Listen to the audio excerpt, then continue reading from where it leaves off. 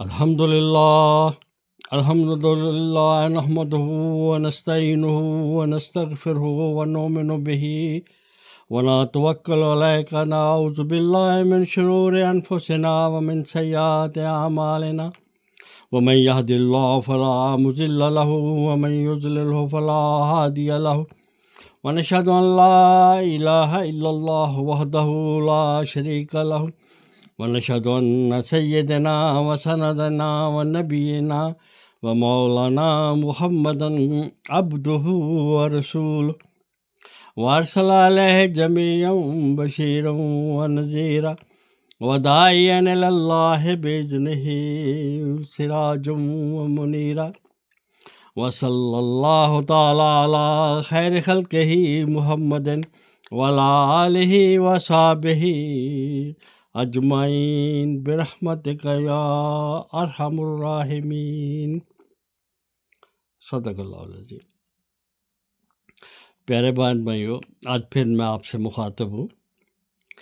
یہ رمضان آج فرسٹ رمضان ہے نیو یارک میں، پہلی رمضان المبارک 1447 ہجری، اور صبح انشاءاللہ 18 فیبرری 2026 ہوگا۔ یہ رمضان المبارک پہلا رمضان المبارک ہے۔ اللہ تعالی ہم سب کو اس کا احترام کرنے اور روزے رکھنے کی توفیق عطا فرمائے۔ تو ہم بات کریں گے آج رمضان کے بارے میں۔ سورہ بقرہ میں قرآن پاک میں اللہ تعالیٰ نے بڑی تفصیل کے ساتھ پورے رمضان کی باتیں اور پورے رمضان کے قوانین اور قواعد و ضوابط سب بیان فرما دیے ہیں۔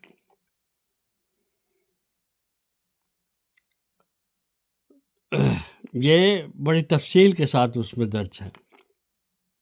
یا ایھا الذین آمنوا کتب علیکم الصیام کما کتب علی الذین من قبلکم لعلکم تتقون، یعنی اے ایمان والو، ہم نے تم پر روزے فرض کر دیے جیسے کہ پہلی امتوں پر فرض، جیسے ہم پر ہی نہیں تھے، پہلی امتوں کے لیے بھی روزے تھے، وہ بھی روزے رکھتے تھے۔ تو چند باتیں اس سلسلے میں ایک دوسرے سے سیکھیں گے کہ رمضان میں ایک تو اللہ تعالیٰ کی رحمت بہت قریب ہوتی ہے، اور اللہ تعالیٰ خود فرماتے ہیں کہ روزہ میرے لیے ہے اور میں ہی اس کی جزا ہوں۔ کتنا بڑا انعام ہے روزہ داروں کے لیے۔ تو ہم سب کو اس کا احترام کرنا ہے اور باقاعدگی سے پورے مہینے کے روزے رکھنے ہیں۔ تو اس میں چھوٹ بھی ہے کہ اگر آپ بیمار ہیں، سفر پہ ہیں، تو ٹھیک ہے، دوسرے وقت میں رکھ لیں، کسی اور رمضان کے بعد قضا جو ہے وہ کر سکتے ہیں اگر آپ بیمار ہیں یا سفر میں ہیں، یا پھر لیڈیز اگر وہ ایام میں ہیں تو ان پر بھی فرض نہیں ہے ان دنوں میں، تو بعد میں قضا لازمی ہے، لیکن نماز کی قضا نہیں ہے، روزے کی قضا ہے۔ اور 700 گنا تک اللہ تعالیٰ اس میں خرچ کرنے کا انعام جو ہے نا وہ بڑھا دیتے ہیں۔ تو زیادہ سے زیادہ زکوٰۃ، صدقات ہمیں اس میں دینے چاہیے اور خرچ کرنا چاہیے اللہ کی راہ میں۔ اور روزہ بہت آسان ہے، ان دنوں میں تو بہت ہی کم ہے، 12-13 گھنٹے کا ہوگا، تو کوئی مشکل نہیں ہے۔ تو اللہ تعالیٰ ہم سب کو توفیق دے اور اس کا احترام کرنے اور روزے رکھنے کی۔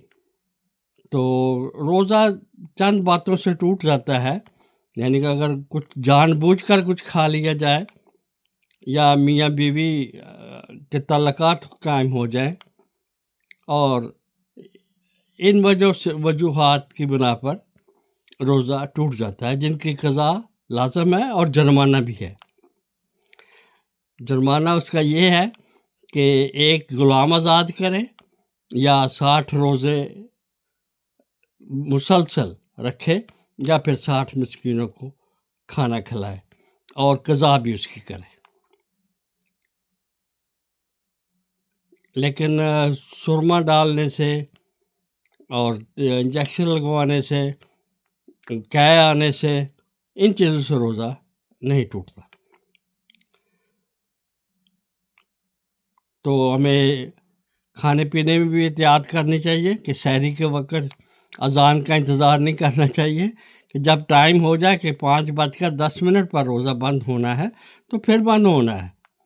اس میں آپ نے کھانا پینا چھوڑ دینا ہے، اذان کا انتظار نہیں کرنا کہ اذان ہوتی رہے اور ہم کھاتے پیتے رہے، تو اس میں پھر آپ کا روزہ نہیں ہوگا.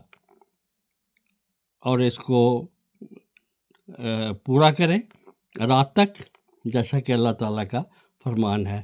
تو میں دعا گو ہوں، اللہ تعالیٰ سے التماس ہے کہ اللہ تعالیٰ ہم سب کو اس کا احترام کرنے اور رمضان کے روزے رکھنے کی توفیق عطا فرمائے. وآخر دعوانا ان الحمد للہ رب العالمین.